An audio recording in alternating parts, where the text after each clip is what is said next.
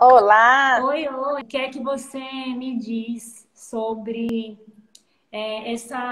sobre os transtornos que podem acontecer, principalmente transtornos psicológicos ou emocionais, justamente relacionados sobre esse período que nós estamos vivendo de quarentena e que é que a nossa rotina foi toda modificada e principalmente para as mamães que elas já têm mais uma responsabilidade, toda aquela insegurança relacionada a essa gestação, as mamães que estão próximas de ter o bebê também, as mamães que precisam dessa orientação e também desse suporte emocional para poder passar por tudo isso de uma forma bem mais tranquila. Perfeito. Primeiramente, Natália, obrigada pelo convite, pela oportunidade de poder estar falando aí com o seu público. Vamos falar um pouquinho, então, aí a respeito, né, dessas alterações emocionais que podem acontecer agora no período da gestação, principalmente em momentos de Covid. Bom, o que que a gente já sabe? Que as alterações emocionais durante o período chamado perinatal, perinatal é o período que compreende tudo que está em torno do nascimento. Então, gestação, parto e pós-parto, tá? Então, a gente já sabe que no ciclo vital feminino, ou seja, ao longo de todo o desenvolvimento da mulher, o período mais crítico para apresentar alguma alteração emocional é justamente no período perinatal, ou seja, da gestação até o pós-parto, tá? Existem outros dois momentos também que pode acontecer aí algumas crises, como por exemplo na adolescência e também na terceira idade, né? Quando a mulher ela vai entrar na menopausa, no climatério.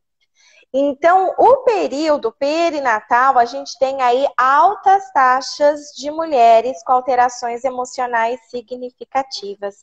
E o que significa alterações emocionais significativas?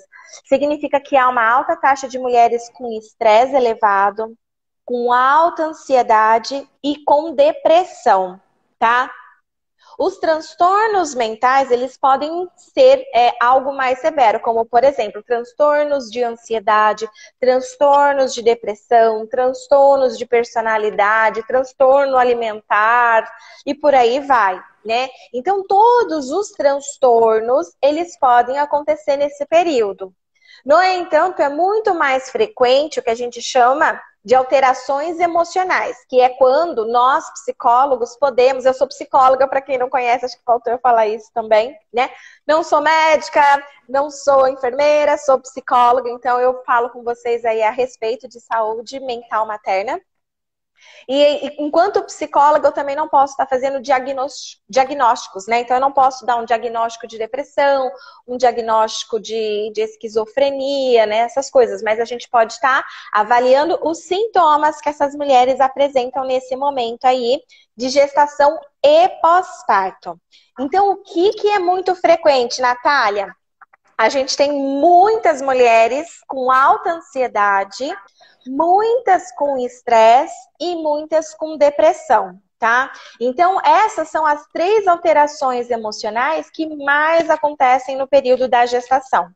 Para você ter uma ideia, você e as demais ouvintes aí do canal, a cada 4 grávidas, uma apresenta sintomas de depressão, tá? Não significa que ela tem depressão, mas ela apresenta sintomas de depressão. Então é muito alto quando a gente pensa que a cada 4, uma apresenta alguma alteração emocional significativa. E isso a gente falando de um período normal, né? Sem Covid, sem pandemia, né? Num período normal. Porque é natural que a gestante ou a mulher no pós-parto apresente mais ansiedade, mais estresse, né? Um cortisol mais elevado, por conta de toda a mudança de rotina, mudança de corpo, mudança de comportamento, preocupações, né? Então, preocupação com o trabalho, preocupação com o relacionamento, preocupação com outros filhos, preocupação com a própria saúde, preocupação com o corpo, né? Então, são muitas as preocupações e cada uma tem a sua. Então, não dá para dizer, olha, a mulher ela apresenta alta ansiedade por causa disso. Não, tem que conhecer a história dela, a vida dela, porque é isso que vai dizer, né? O que tá causando aí sendo o motivo.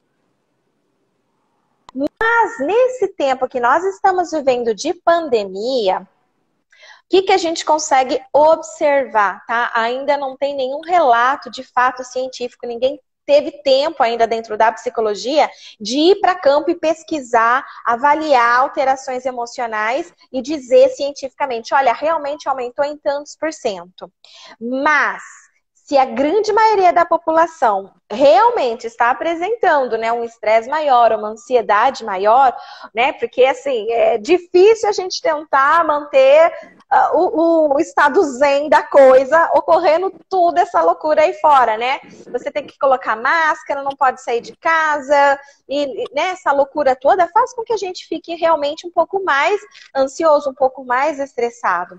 E mulheres grávidas, né, por conta disso, que elas estão dentro desse mesmo contexto social, elas também ficam grávidas, né? Elas também ficam ansiosas, também ficam estressadas.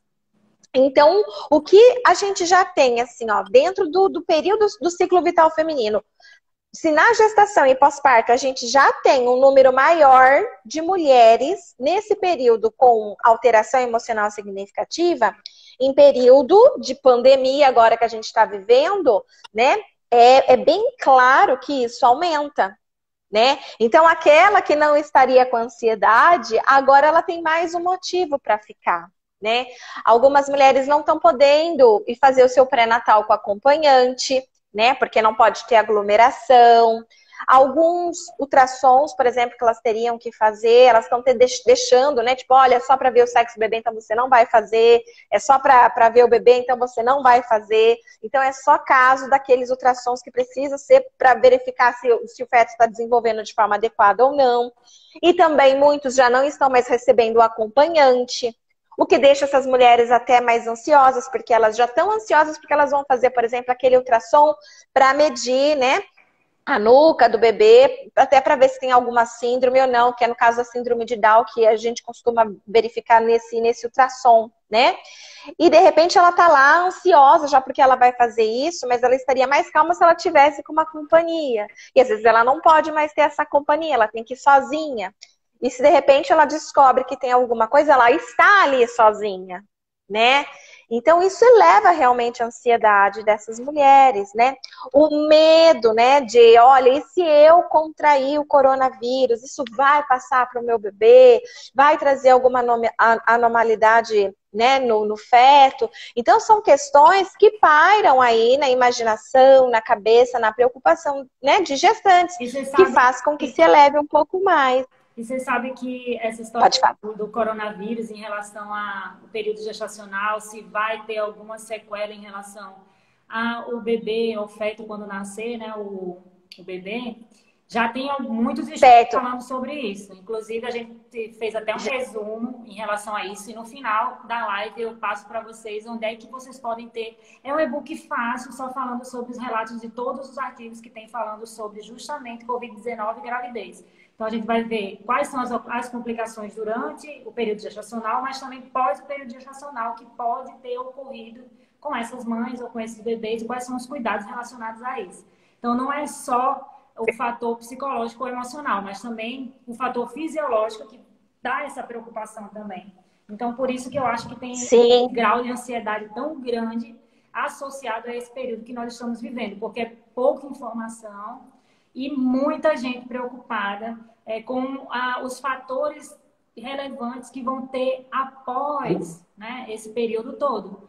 Porque a gente não adianta só cuidar do agora, a gente tem que também saber daqui para frente como que isso pode repercutir na vida, tanto na vida da mãe como na vida do bebê também. Perfeito. E essa ansiedade, ela é perfeitamente justificável, né? Quando você sente ela.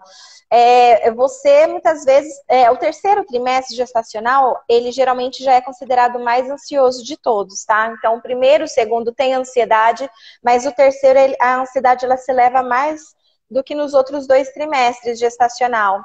E aí, com a história de no hospital que eu vou, tem caso, como que eu vou para esse hospital ter o meu bebê? Isso aumenta ainda mais a ansiedade, né?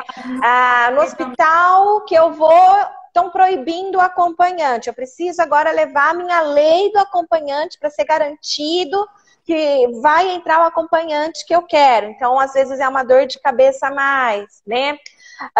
Quanto tempo eu vou ficar ali nesse hospital? Vai ser cesárea, não vai ser? Se for cesárea, aumenta as chances, né, de eu ter que ficar ali mais do que 24 horas? Será que é melhor eu ter um parto em casa? Será que eu consigo alguém para realizar um parto na minha casa para eu não ter que correr esse risco de ir para o hospital? Então, são muitas coisas. A minha mãe, que não vai poder mais vir em casa, estava tudo programado, ela já tinha pegado férias para ela poder ficar em casa junto comigo, cuidando do bebê, que vai nascer agora, na semana que vem. E agora minha mãe não pode mais vir, porque ela já é de idade, né? Não vou colocar ela na situação de risco, sabe? Coisas assim. Então, assim, fica muito difícil e é realmente estressor isso. Então, o que é importante para gestantes nessa hora, né? Dizer para elas, fica calma, relaxa, não basta, né? Porque eu não estou vivendo isso, né? Então, é muito fácil quem está de fora falar. Né? Quem está dentro é que sabe, né, o que está passando. Então, olha só, se você, gestante, estiver sentindo tanto ansiedade ou tanto estresse que você não consegue parar de pensar nisso o dia inteiro, com pensamentos repetitivos, te deixando irritada, muitas vezes você tendo altos picos emocionais, né? Choro frequente, irritabilidade excessiva, tá? Eu recomendo fortemente que você procure por um profissional da saúde mental, tá? Pode ser o psicólogo, pode ser o psiquiatra. O psicólogo, a gente tem uma modalidade chamada psicólogo perinatal, tá? O psicólogo perinatal, ele é o psicólogo mais indicado para atender gestantes, mulheres no parto e no pós-parto. Então, se você provavelmente, se você sentir, olha, eu tô sentindo ansiedade, mas eu tô sentindo que tá normal, eu consigo ter minha vida normal, de vez em quando eu assisto Netflix, né? Às vezes eu vou e choro um pouquinho, mas isso é normal da gravidez, tá tudo ok? Tá tudo ok. Mas se você sentir que isso tá fora do normal, né? Que isso tá incomodando, você acorda pensando nisso, dorme pensando nisso, tá te tirando apetite, tá te tirando sono, tá te dando pesadelos, então pode ser que você tá com uma alta ansiedade ou um estresse, por exemplo. E alta ansiedade e estresse, eles têm já estudos científicos que mostram que eles se associam a uma depressão no pós-parto. Então, para prevenir já uma depressão no pós-parto, eu recomendo que, se você estiver se sentindo a esse ponto agora na gestação, não hesite em procurar um psicólogo perinatal, tá? Se você não souber como encontrar um psicólogo perinatal, que agora em momentos também, né, de pandemia, os psicólogos não estão podendo atender no presencial, mas você pode passar por uma psicoterapia online tranquilamente. Os psicólogos, eles têm permissão para fazer atendimento online, tá? E se você não conseguir encontrar um psicólogo perinatal aí na sua cidade por indicação, eu tenho um instituto que chama Mater Online. E nesse instituto eu tenho um link onde eu indico dezenas de psicólogos perinatais pelo Brasil inteiro e muitos deles atendem online. Então você pode marcar, inclusive, a sua consulta, se for o caso, que isso vai te ajudar com técnicas. Precisa do atendimento online, né? E às vezes a gente não sabe onde procurar. E aí, igual como atividade física, isso é super importante, você tem que ir para um profissional que seja qualificado para aquilo que você precisa. Como ela falou, psicólogo perinatal para o período gestacional. Como também tem os profissionais de educação física que trabalham com o período gestacional, porque as mudanças são muito grandes. Mudanças estruturais, mudanças físicas e os exercícios têm que ser específicos para as grávidas. Então, nada mais do que um apoio psicológico também tem que ser específico. Então, é uma super dica você poder estar conferindo lá. Eu vou colocar aqui o nomezinho, Mater Online. Você pode entrar no Instagram, mas também tem o site. E aí, se por um acaso você tiver alguma dificuldade com esse profissional, ou então quer saber alguma indicação do profissional, se você está sentindo assim, um pouco mais de angústia, e aí você está sentindo que realmente eu preciso de um acompanhamento, então vale a pena a gente procurar. Com certeza. Não é? E aí, você acha que a crise de ansiedade, ou então no terceiro trimestre, principalmente perto do parto, nesse período que a gente não sabe como é que estão os hospitais, os leitos, relacionados à distribuição dos leitos, No que diz respeito, aqui tem a psicóloga Yane Bolson, ela fez aí, que é principalmente no que diz respeito a como vai ser no dia do parto. Quem é que vai estar com ela no dia do parto? Então, isso influencia muito para essas crises de angústias e ansiedade. Isso já repercute, tipo, 2 semanas, 3 semanas antes do parto? Será que isso já é uma preocupação tão grande que ela precise procurar uma orientação? Sim, se ela sentir, né, que isso está trazendo uma preocupação tão grande, que está trazendo palpitação, falta de ar, até sintomas físicos por conta do alto cortisol no organismo, sim, ela deve procurar pelo profissional da saúde, sim, tá? Provavelmente esse profissional da saúde vai conseguir fazer uma avaliação para verificar se vai manter uma psicoterapia até mesmo depois do nascimento do bebê, dependendo do tempo que ela ainda está de gestação, dá para fazer um trabalho antes do bebê nascer. Então, cada caso vai ser avaliado de uma forma diferente, mas é possível sim que mesmo próximo, né, ela procure por esse profissional para ajudar com algumas técnicas, inclusive, às vezes de respiração, para ajudar, né, manter ela num estado de maior oxigenação, para diminuir esse cortisol com os Maior, exercícios físicos, maior, que é da sua parte, exatamente. inclusive. Aí já já a gente puxa a sardinha aqui para o meu lado. Agora é só falar sobre assim, um conforto maior emocional, né? Porque esse período já traz bastante mudança para a vida da mulher. E esse período também de instabilidade, de não saber o que vai acontecer, eu acho que é isso que pode ser, então, o maior causador de transtornos como ansiedade. E aí essa ansiedade exacerbada pode evoluir para uma depressão, por exemplo. E aí é por isso que a gente tem que Pode, tomar pode. cuidado. Sim, sim, é verdade. Por isso que a gente tem que tomar cuidado, porque às vezes a gente dá muito mais peso para a nossa saúde física, né? E pouco para a nossa saúde mental. E a gente precisa também olhar para a nossa saúde mental, porque se não tiver, né, a saúde mental, aí a gente começa a ter várias consequências físicas também, né? Então é um interligado no outro. Se o físico está bem, é provável que o psicológico também está bem. Se o psicológico está abalado, o organismo ele fica mais vulnerável. Inclusive, diminui a nossa resistência. O corpo ele fica muito mais vulnerável às doenças, inclusive, né, como gripes, por exemplo, né? Então, se você está com cortisol muito elevado e você fala assim, ah, não, é só um estressinho, né, deixa quieto, você se coloca em condição de risco, em situação de risco físico, né? Você fica muito mais vulnerável às outras doenças que não são só psicológicas, mas as doenças orgânicas também.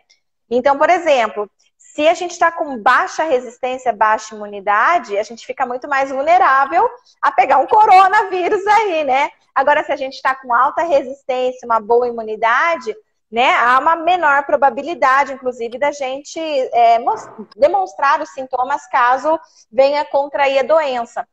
Portanto, da importância de você estar cuidando da sua saúde mental também. Não adianta você cuidar da saúde física e negligenciar a mental, porque a mental vai influenciar na sua saúde física também. Influencia diretamente. Tanto é que tem aquele nossa fala, né? Mente sã, corpo sã. E as duas coisas não estão dissociadas. E acreditem, quando a gente está com crise de ansiedade muito forte ou depressão, nada funciona da forma como deveria funcionar. Inclusive, até o nosso sistema imunológico ele pode ficar imunossuprimido por causa desse contexto, por exemplo. Então, nesse período de COVID, né, Covid-19, é super importante que nós tenhamos esse sistema imunológico um pouco mais forte para que até isso seja o quê? Um fator de bloqueio para você pegar a própria doença, né? Para você ter esse contágio. Então, é muito importante, se você, por um acaso, estiver sentindo algum desconforto, e esse desconforto for no sentido psicológico, nesse sentido mesmo, de ser alguma angústia, algum sofrimento, que às vezes a gente está em sofrimento, mas não quer falar para as outras pessoas. Então, é super importante que você procure apoio. E esse apoio Perfeito. é a melhor coisa que existe. Você ter um apoio, tanto o apoio do pai do bebê, como o apoio de um profissional, é super importante. Você não pode negligenciar nesse momento, principalmente. Perfeito. Show. Então, um beijinho para a Alessandra, que foi minha orientadora. Para Daniel, que Daniel é um residente aí de São Paulo. E ele está dizendo, ainda bem que eu tenho histórico de atleta, mas é porque ele é perturbado mentalmente. Ele precisava de uma orientação, né, Daniel? Daniel, a gente chama ele de Daniel Superman, que ele faz todos os esportes do mundo todinho, ele é tipo hiperativo, então ele precisa de um acompanhamento. Uau. É um grande amigo nosso aqui, né, Daniel? O Miguelito também entrou. Inclusive, eu queria dar parabéns a Miguelito, porque Miguelito, ele passou por um processo de substituição na medula óssea, então ele é um grande vencedor e eu nunca tive a oportunidade de falar isso para ele. Então, Miguelito, parabéns, você renasceu de novo e para a gente é uma grande vitória, não só sua, mas de todas as pessoas que gostam de você e que amam você verdadeiramente, que tem você como amiga. Então, parabéns por essa sua vitória de conseguir, sim, que a sua medula pegasse. E aí nós todos estamos felizes. E agora uma pergunta. Quais são os impactos da pandemia na rede de apoio e no vínculo mãe-bebê? Aí foi a pergunta da Laís Oliveira. Ótima pergunta. A rede de apoio... Você está me ouvindo? Pode falar, eu estou aqui consertando minha luz, porque fiquei sem luz. Tá, não, é que veio sua voz cortada.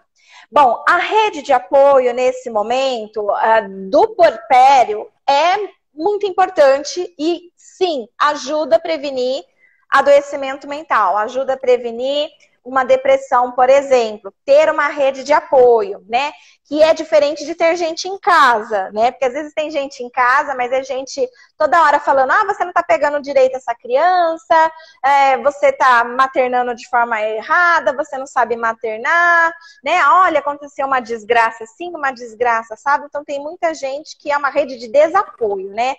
São muito mais fatores estressantes do que de fato o apoio.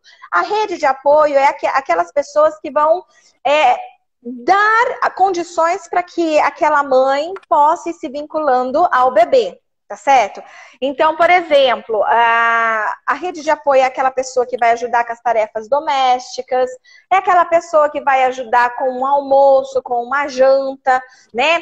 Com as roupinhas do bebê, por exemplo. O segurar o bebê para essa mãe poder tomar um banho, para essa mãe poder descansar um pouquinho e dormir. Alguém fica ali no quartinho do bebê, olhando o bebê dormindo enquanto dorme e deixa a mãe, sabe? Assim, é para isso que serve a rede de apoio.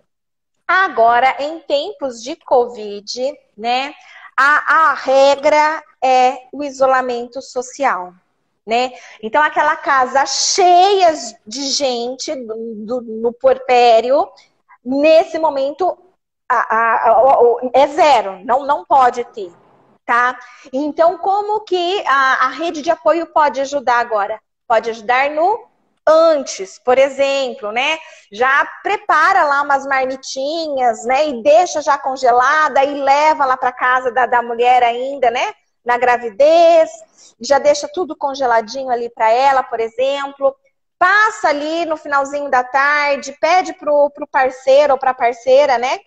Da pessoa que pariu, pegar uma sacolinha com roupa suja, né? Vamos supor, né? Que é a vizinha, tia, alguém que é essa rede de apoio leva para casa, lava, passa e devolve, né, para essa mulher, coisas assim, né? O próprio parceiro, né? Então ele tem que assumir essa responsabilidade e não ajudar, ele não ajuda em nada, ele tem que assumir essa responsabilidade. Então tem louça, ele tem que lavar, tem que acordar de madrugada, ele tem que acordar e por aí vai, né? Então seria isso a rede de apoio, né?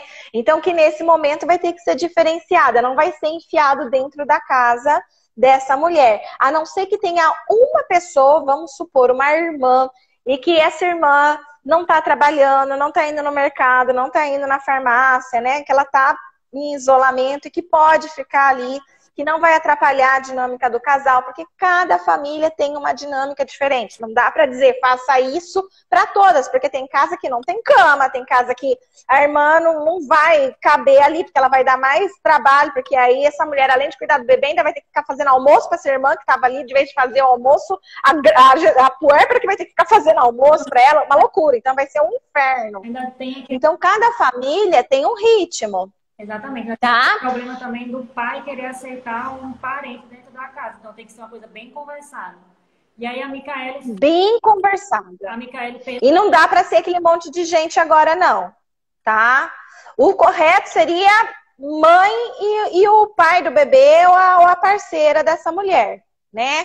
E se for mãe solo também, então aí seria importante ter uma figura, uma amiga, uma prima, uma irmã, uma mãe, né? Alguém ali para tá junto, né? Então, essa é uma pessoa. Mas caso ela tenha lá o parceiro ou parceira, essa pessoa tem que estar ali junto, tá? Assumir essas responsabilidades juntos e evitar que venha um terceiro de fora. Mas se vier um terceiro, que pare no terceiro, não coloque um quarto, quinto ali dentro dessa casa nesse momento de pandemia, porque aí a gente tem os riscos. Tá certo? A vinculação... Pode falar, Micaele. Além da ajuda profissional da saúde mental, alguma dica para os familiares que têm convivência com a gestante para ajudar essa ansiedade que ela pode ter com esse período pós-parto? Os familiares podem ajudar percebendo o comportamento, se teve mudança de comportamento muito brusca. Se houve essa mudança de comportamento, infelizmente, alguns familiares, eles começam a falar, ai, aquela ali não vai ser uma boa mãe, sabe? Eles usam muito mais como fofoca do que como rede de apoio. E aí que tá, né? Se a família não tiver discernimento, não vai usar isso como fofoca, mas vai perceber que essa mulher tá pedindo ajuda, né? Então, vai acolher os sentimentos dela, vai indicar, inclusive, ela para algum profissional que possa ajudar. E isso é o melhor que a família pode fazer, sabe? Acolher os sentimentos dessa mulher e incentivar que ela procure um profissional da saúde para ajudar no tratamento. Justamente, o que foi que a Iane Bolson falou, que não julgar os comportamentos da mãe, porque é muito difícil você não entrar em julgamento, por exemplo. E aí, às vezes, o que a vovó fazia não é o que a gente pretende fazer como mãe. Porque tem muitos comportamentos que a vovó fazia antigamente, que é de cuidar do bebê da forma que ela acha que é adequado. Só que cada pessoa tem uma educação diferente. Então, cada mãe vai cuidar do filho da forma que ela acha melhor. Não é que foi porque você dava chazinho para o bebê poder dormir, que a sua neta ou então a sua filha vai querer adotar o mesmo tipo de comportamento. Cada um tem um ritmo diferente e cada um tem a responsabilidade diferente de cuidar, né, desse cuidado em relação a ser mãe. Então, tem que deixar ser mãe. Perfeito. Vamos lá. Existe mais alguma perguntinha, gente, que vocês queiram fazer? Pode ser relacionado a exercício físico também, não tem nenhum problema. Pode ser também relacionado ao Covid-19, os cuidados. Quais estratégias, a Laís está perguntando, quais estratégias a família pode adotar para o bem-estar da púrpura e da criança? Bom, respeitar o que a puérpera deseja, né? Porque, por exemplo, a família querer organizar a vida do outro já é uma intromissão, já começa daí, entendeu? Então, assim, é respeitar o que o outro deseja. O outro que vai chegar e vai dizer o que o familiar tem que fazer. Olha, me coloco à disposição. Se você precisar de mim, conta comigo para tudo. Se você precisar que eu faça um almoço, que eu vá no mercado, que eu te ajude numa roupa, né? O que você precisar, eu me coloco à disposição. A hora que você me ligar, eu vou na sua casa te ajudar. Tá? Agora, a família fica, olha, vamos reunir aqui, vamos pensar o que a gente vai fazer para ajudar a fulana que vai ter bebê. Olha, você vai dormir na casa dela dia tal, você vai fazer, né? Não, você não sabe se ela quer você lá, você não sabe, né? Às vezes o casal já tem um ritmo que vive só os dois, não tem ninguém dentro de casa, né? E de repente começa a entrar, invadir aquele monte de gente dentro da casa e fica aquela loucura e você não pode tocar a pessoa. Então, às vezes, a pessoa acha que está indo ali para ajudar e está indo ali para atrapalhar, né? Porque aí você fica, né, naquela situação, meu Deus, agora eu tenho que arrumar a cama, entregar cobertor, eu não tenho travesseiro suficiente, sabe? Então, ela vai trazer mais preocupação para ela do que alívio. Então, primeiro, vocês, familiares, têm que respeitar o que a puérpera deseja.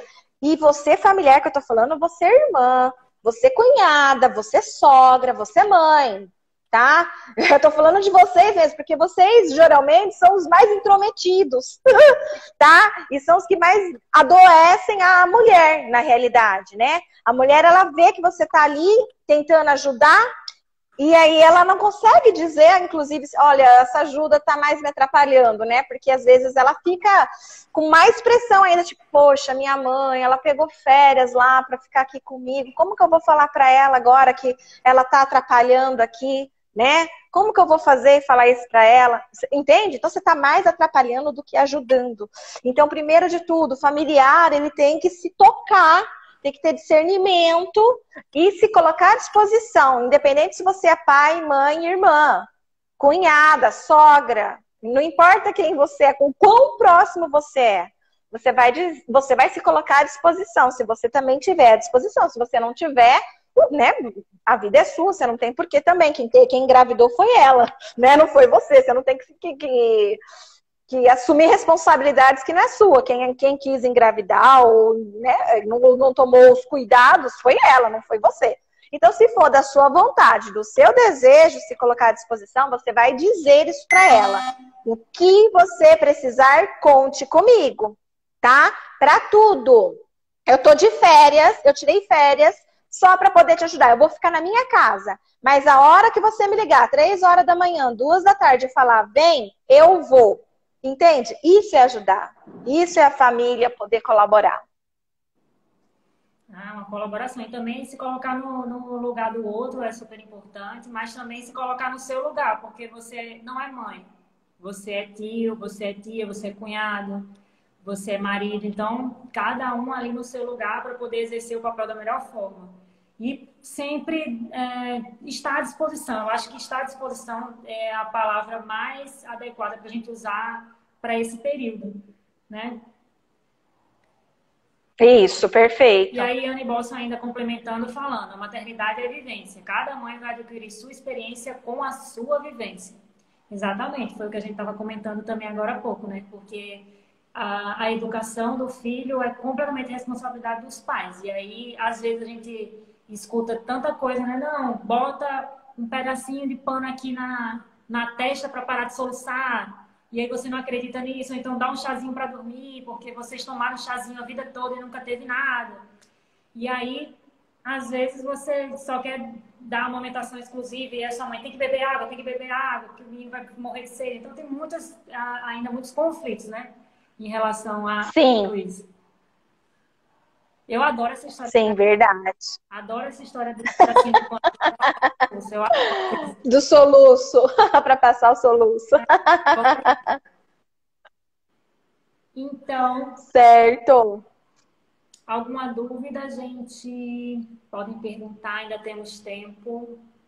Lembrando Sim. que a gente tem o nosso projetinho, né, do e-book falando sobre grávidas, e aí vai ter todo esse conteúdo abordando desde os aspectos psicológicos, os aspectos também fisiológicos, aos aspectos de exercício físico e os aspectos nutricionais. Então vai ser super bacana. Após o Covid-19, a gente já vai estar com essa novidade para vocês. E aí todas essas lives vão fazer muito mais sentido para vocês conseguirem inserir dentro do mercado de trabalho, mas também ter um pouco mais de conhecimento. Se você é mamãe, se você é titia de alguma mamãe, se você é irmã de alguma mamãe, vai ser super legal para você poder desvendar todo esse mistério relacionado com a maternidade e o que pode e o que não pode fazer, por exemplo, e o que seria mais adequado, mais saudável. Tudo isso, né? Porque só o que nós temos são dúvidas. Eu acho que quando você engravida, só o que você tem é dúvida em relação a como você vai dar o melhor para o seu filho. E aí, algumas dúvidas podem ser sanadas com esse nosso projeto. Esperem que temos novidades. Show, é isso mesmo. E a Ai, Rafa que tá delícia. comigo. A Rafa tá comigo. A Com certeza. a Alessandra, minha querida aluna, ela está perguntando quando não é reconhecida que a gestante poderá ter uma depressão pós-parto. O que faço para lidar no pós-parto se isso acontecer? Para reconhecer se uma gestante vai apresentar depressão no pós-parto, se ela já está apresentando os sintomas desde a gestação, tá? Os principais sintomas é a tristeza frequente, isolamento social, não do jeito que a gente está vivendo. Ela se isola, ela não quer convívio social mesmo, né? Ela tem mudança de comportamento, diminui o desejo pela vida ou pela gestação, não quer curtir a gestação, não está feliz, né? A ponto de às vezes querer comprar roupa ou montar o quartinho, por exemplo, né? Ela também pode ficar muito irritada, irritabilidade muito excessiva, qualquer coisa é motivo de irritação ou de choro, inclusive, né? Então, são diminuição da libido, né? São alguns dos sintomas que começam a mostrar desde a gestação que essa mulher está apresentando uma alteração emocional aí que é significativa, né? Ela tinha um padrão de comportamento e na gestação esse comportamento, ele né, de vez dele ir para o positivo, né, do estar bem, do feliz, com planejamentos, vai para o negativo, né? Tá se isolando de pessoas, não tem vontade, fica mais irritada, mais chorona, sem desejos, né? Então, isso já mostra que ela possivelmente já está apresentando sintomas de depressão desde a gestação. E é importante dizer aqui que a maioria dos sintomas de depressão, eles ocorrem na gestação e não no pós-parto, tá? Então, em geral, quando uma mulher apresenta uma depressão no pós-parto, é porque ela já estava apresentando desde a gestação. Então, esses sinais de mudanças de comportamento já dão para a gente esse indicativo e faz com que nós, profissionais da saúde, familiares dessa gestante, já perceba isso e já começa inclusive, a procurar, né, algum profissional da saúde para estar indicando ela, para estar fazendo uma avaliação. Beleza, então. Então a gente tem que observar os pequenos sinais. E geralmente todo mundo dá algum sinal, né? Mesmo sorrindo, se você observar um pouco, você consegue ver algum sinal, sintoma relacionado a uma pequena depressão, ou então um pequeno comportamento depressivo, né? Que são duas coisas que são distintas também. E aí tem que observar. Perfeito. Outra coisa que é importante falar aqui, que muita gente acha que quando a mulher rejeita o bebê é que ela está com depressão. Então às vezes percebem que ela mudou de comportamento, que ela está mais agressiva, mais chorona e tal, mas por ela estar bem com a gravidez, no sentido de não estar querendo abortar, de estar escolhendo o nome para a criança, né? De não estar rejeitando o bebê, as pessoas começam a descartar a depressão, porque tem uma fantasia, criou uma ideia na população que a depressão está associada à rejeição ao bebê, e isso não é verdade, tá? A mulher, ela pode amar o seu bebê, nascido ou não, está levando a gestação de forma satisfatória, no sentido, né, de não estar rejeitando o bebê, e está apresentando uma depressão. Então, não espere ela dizer, olha, eu não quero esse bebê para achar que ela está com depressão. Não. Mesmo se ela estiver ali bem com o bebê, escolhendo o nome, pensando em roupas, conversando com essa criança, mas se ela mudou de comportamento, né, de um lado negativo, há probabilidade que ela possa estar, então, aí com sintomas de depressão. Mas somente um profissional da saúde que vai fazer a avaliação, que vai conseguir identificar aí se ela está apresentando sintomas, ou se ela está, ou se não está apresentando sintomas, ou se ela está com o transtorno, inclusive, tá? Então, se preocupar mais quando essa irritabilidade é constante, ou então esse processo de isolamento ou de negação também for mais contínuo do que passar ao longo dos dias, ao longo dos meses. Sim, quando é frequente, isso mesmo. Então, aí aqui tem uma pergunta que eu acho que pode ser para nós duas, já que a gente está escrevendo aqui esse livro juntos, né? Em atividade física, o que é que eu faço? Quando começa uma atividade? A atividade psicológica, eu acho que o psicólogo, ele deveria, todo mundo deveria ter uma consulta, né? Porque aí você iria conseguir ter uma sanidade, ou então você iria se conhecer um pouco melhor. E aí, se conhecendo, o risco de você entrar em depressão é muito menor.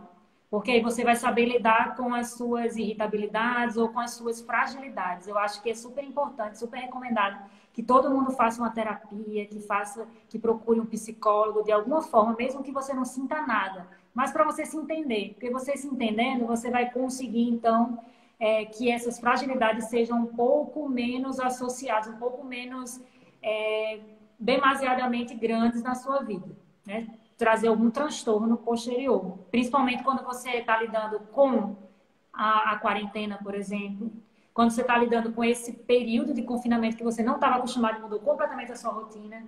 Então, eu acho que se você conseguir nesse período, ou então no período posterior, começar a procurar esse apoio, mesmo que seja não precisa ser todos os dias, né, toda semana, mas aí você pode ver uma vez por mês. Mas eu acho bom esse autoconhecimento para você saber como lidar com as situações estressoras, estressantes ou situações que fogem do seu controle, que é o que acontece todos os dias da nossa vida, né? São situações adversas que a gente não quer que aconteça.